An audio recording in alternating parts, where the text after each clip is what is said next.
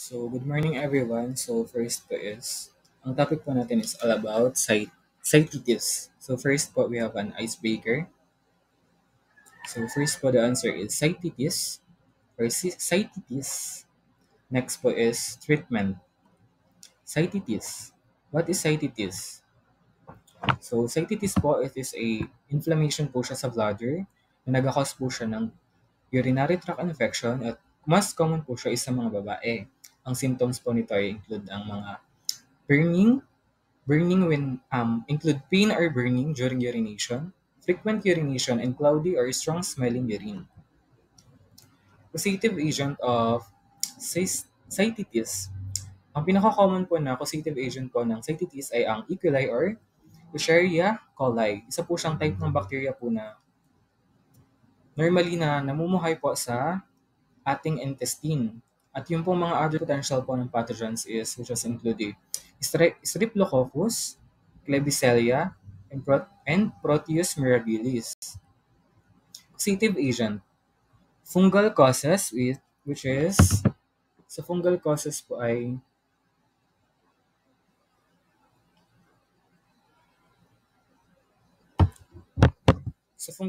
po is yung Candida species mostly seen in the immunocompromised patient or mga patient po na may catheters. So next naman po is yung viral causes. Viral causes which is yung rare. Adenovirus can cause hemorrhagic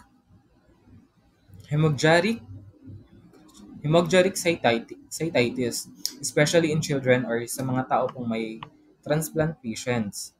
Non-infectious causes which is first is yung chemical irritants, hygiene spray, chemotherapy drugs, and cyclophosphoramide. Radiation therapy to the pelvic area, intestinal cystitis, a chronic non-infectious form with other causes. So, mode of transmission of cystitis. So, first po is poor personal hygiene, sexual activity, lalong-lalo na po sa mga babae.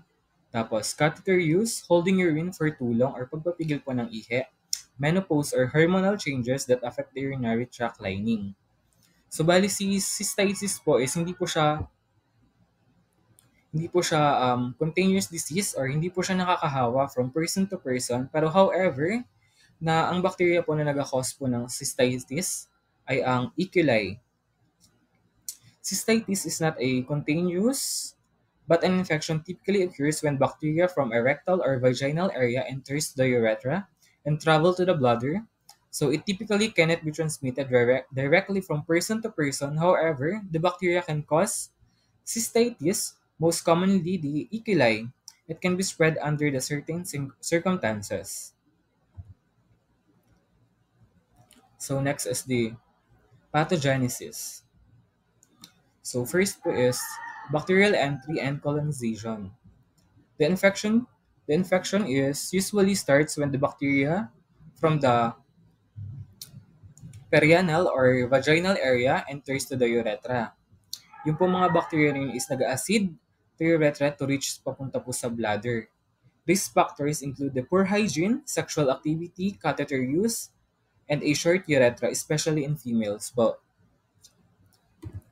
So next po is the adherence to urothelial cells. UPEC has fimbriae, which is pili, especially the type 1 fimbriae that allow them to adhere tightly to the bladder inner lining or yung urothelium. This prevents them from being flushed during urination. So, bali po is, tawag dito,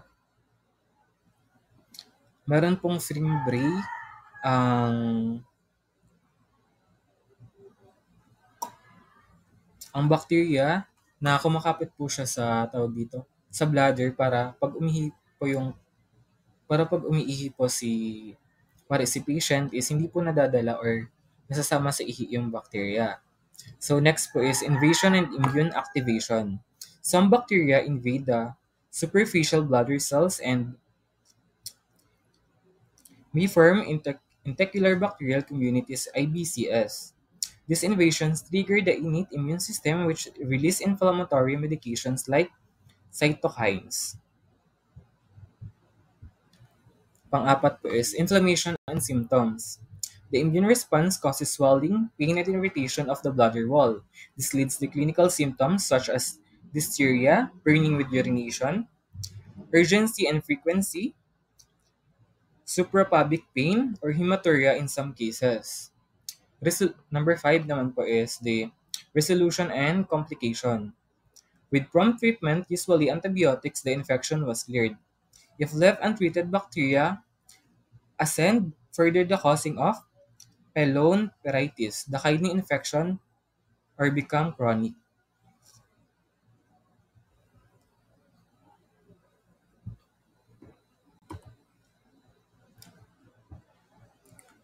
So next naman po is the clinical manifestation of cystitis. Dysuria, pain or burning sensation during urination, which is pag po naihi is masakit po sa urinary tract. So increased urinary frequency, needing to urinate more often than usual. Urgency, sudden strong urge to urinate. Suprapubic or pain discomfort, pain pressure to the lower abdomen. Hematuria, presence of blood in the urine, can be visible or nakikita lamang po siya sa microscopic. Next po is the tawag dito, low-grade fever, which is most common into the children or the infection spreads. Nocturia, leading to urinate frequency at night. Incontinence, occasional urine leakage, especially in the elderly. In children or in children and older adults, infants, young children represent fever, irritability, vomiting, or feeding. Older adults may show the confusion, weakness, and sudden changes in the behavior, sometimes without typically urinary symptom. So next po is the laboratory diagnosis. So first po is the urinalysis. First po is the urinalysis, dipstick, and microscopic exam. So sa dipstick test po is makikita po is the leukocyte esterase indicates the presence of white blood cells. Nitrites suggests the gram-negative bacteria which is nakikita po si E. coli. Blood or hematuria may be present in some cases. Sa microscopic examination naman po can reveal the hematuria which is red blood cells and urea, the white blood cells. At saka po yung bacteria in urine.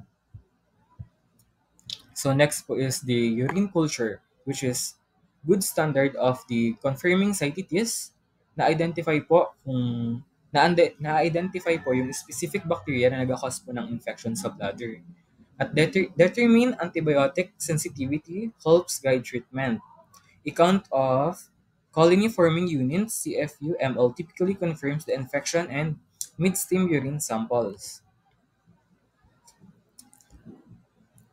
Additional tests if needed, which is blood test, CBC or CRP, in complicated or severe cases.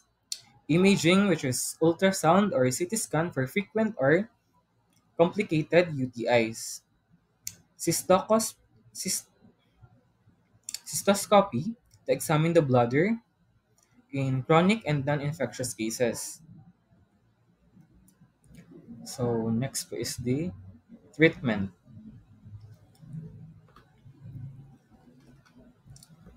So various causes are a antibiotic treatment for bacterial cystitis. So next po is the nitrofurantoin is used for accurate, uncomplicated cystitis, especially in women. Nadadamage na po yung bacterial DNA and other cell components para pumamatay si bacteria. So next naman po is the phosphomycin,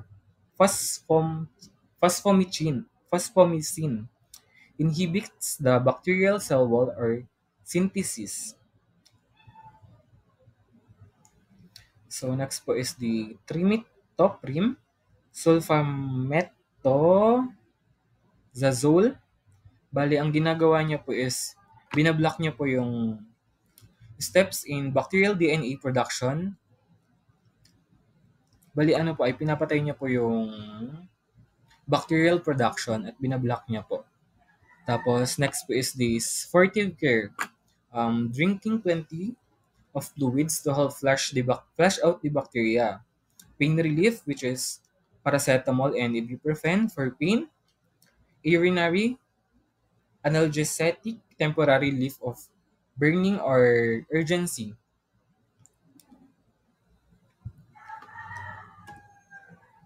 So next naman po is sa treatment is treatment for para naman po sa recurrent or complicated cystitis.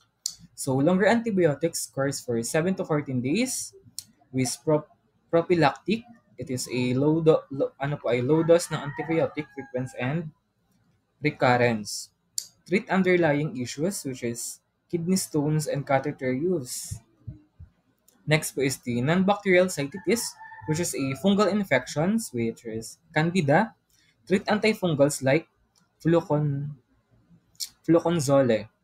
Radiation or chemical-induced cystitis, managed with bladder, protectants, and anti-inflammatory medications. Intestinal cystitis, which is requires the different approach with medication like amitriptyline, antihistamine, or a bladder installations. So, next naman po is prevention. So, paano po ma-prevent si cystitis? So, first po is the personal hygiene, which is wipe front to back after using a toilet to prevent bacteria from the anus entering the urethra. So, bali, sa harap po muna papunta sa uli yung pagpupunas po ng private part para yung pong ikilay is hindi po siya pupunta sa urinary tract at para po hindi po siya pupunta sa urinary tract para mag-cause ng infection. Tapos, avoid using harsh soap o yung matatapang na sabon, douches, or feminine sprays near the genital area. So, urination habits. So, iwasan po yung pag-hold po ng urine. Tapos, empty your bladder regularly. Urinate after sexual or pag-ihi po after magkaroon ng sexual intercourse, ganyan. Intercourse to help the flush any bacteria that may have entered to the urethra. So, after po tawag dito, sexual intercourse is much better po na umiihi para po yung bacteria na nasa urinary tract is naka-flush po agad at hindi po agad siya nag-spread dun sa urinary tract. So, still well hydrated, drink plenty water to keep urine diluted and help flush out the bacteria. So, next po is the clothing and lifestyle. So, wear a cotton underwear and avoid tight-fitting pants to reduce moisture of the buildup.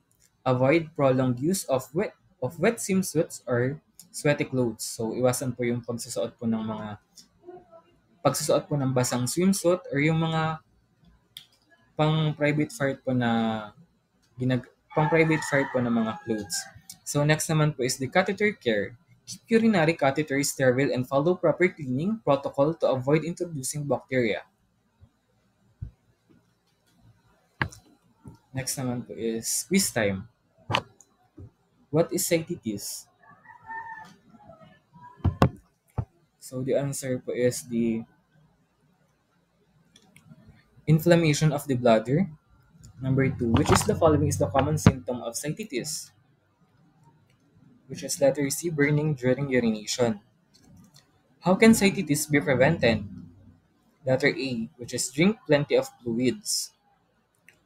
What is used to treat bacterial cystitis? Letter B, which is antibiotics. What is the most common cause of cystitis? Letter C, E. coli bacteria. And yun lamang po. Thank you so much.